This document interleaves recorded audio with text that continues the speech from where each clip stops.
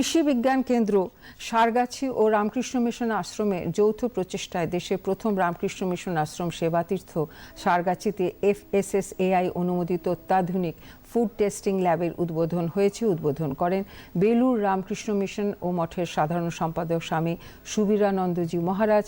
উত্তরবঙ্গে বিস্তীর্ণ অঞ্চলে প্রক্রিয়াজাত খাদ্যের গুণমান পরীক্ষার জন্য এতদিন কলকাতা বা অন্যত্র যেতে হতো, এবার থেকে এখানেই এই পরীক্ষা করা সম্ভব হবে। এ ব্যাপারে বিশদে জানালেন স্বামী সুবীরানন্দজি মহারাজ।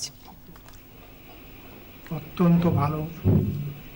রামকৃষ্ণ মিশনের একজন সাধারণ সন্ন্যাসী হিসেবে আমিও এর জন্য সমভাবে গর্বিত।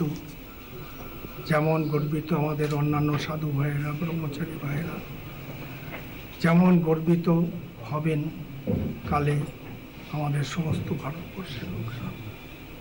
এটি একটি লাইট হাউস, এটি একটি রোল মডেল, এবং আমার বিন্দুমাত্র দ্বিধা নেই বলতে যে সেই দিন খুব দূরে নেই যেদিন সারগাছি এই কৃষি বিজ্ঞানের ক্ষেত্রে সমস্ত ভারতবর্ষে একটি পরিচিত নাম হবে।